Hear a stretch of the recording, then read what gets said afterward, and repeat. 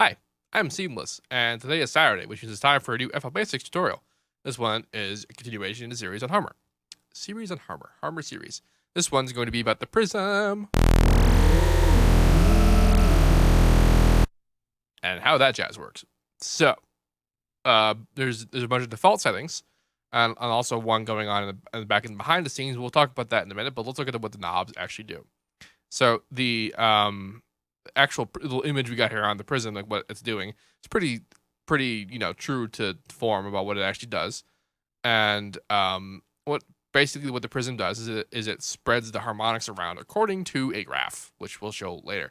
Has various modes. It has this plus mode, and then it has the multiply mode. Basically means a more intense version of it. And then we have some harmonic level to Prism amount on. Harmonic level to Prism amount inverted. So basically this is velocity ramping towards the Prism, but it's per harmonic, which is kind of a neat feature. I don't tend to mess with that too much, but that's what that does. It's right there. But now what's cool about Prism is this graph that it uses. So let's go to harmonic Prism, which is right here. Bam. So now this graph should look pretty familiar when I do this. That's more or less what's happening. That's pretty straightforward. If I were to mess with this, see, by default, this is using the wave line type. And if you go in the center here, you can actually make it, more intense, bringing it back around to being a triangle, or you can make it less intense, that kind of thing.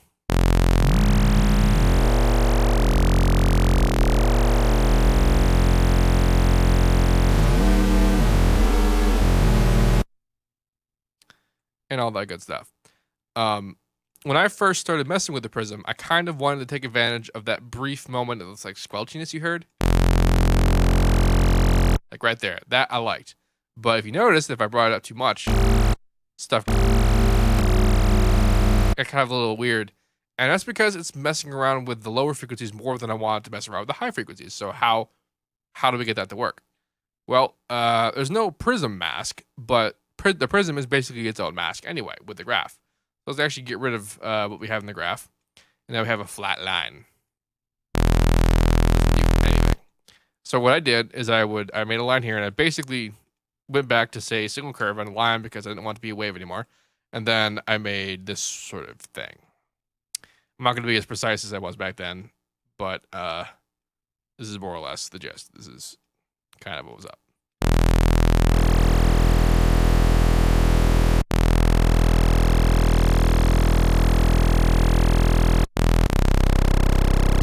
So now you can kind of see that it's not really, you can't really visually see that I'm spreading it too much unless I went to multiply mode. You can kind of see what I'm doing, but the effect was still very plain.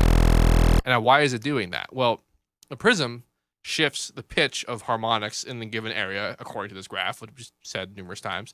But why that effect happens, the sort of squelchiness effect happens, is because when you change the pitch of an oscillator going up against any other number of oscillators, you get phase cancellation. And that sort of cascading phase cancellation is what causes the squelchiness sound in this particular example.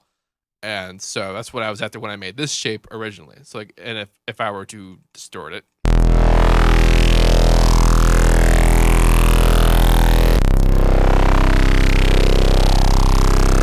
we get a pretty fun sound. Prism is actually much more straightforward than it. I mean, you might think of it as first, because if you didn't know that this harmonic Prism graph existed, and you can mess with it like this, then you might be thinking that the Prism has a very limited use. What the Prism can be used for, though, is to create sort of metallic and harmonic sounds. Which, I mean, when you don't have a harmonic sound happening, you tend to visualize that as sort of a metal sounding thing. So if we did that, and then like if we got like super that going on, and then had the pluck happening and high passed it a little bit. Let's go.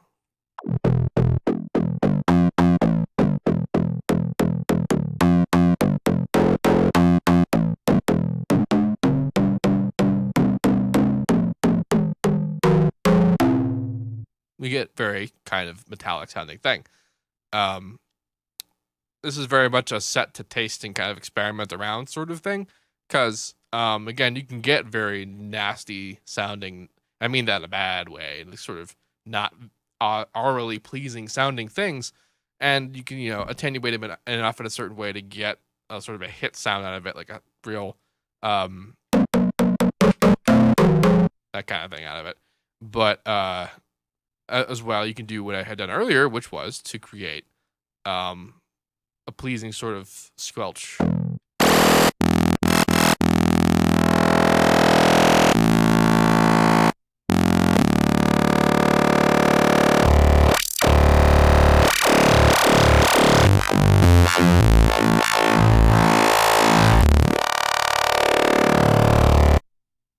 And as usual with anything to do with Harmor, the possibilities are somewhat endless. I'm pretty sure this was pretty straightforward. If you have any questions about any of it, let me know. This was Prism is one of those things where you mess with it and you're just kind of like, then you don't want to mess with it anymore. And then you think that it's a little bit more complicated than it really is, and it's really not. So I hope this sort of helped you out if that was a thing, a problem that you had in life. But if you have any questions about it, let me know. I'll try to answer it if Google Plus will let me. And as usual, have a nice day.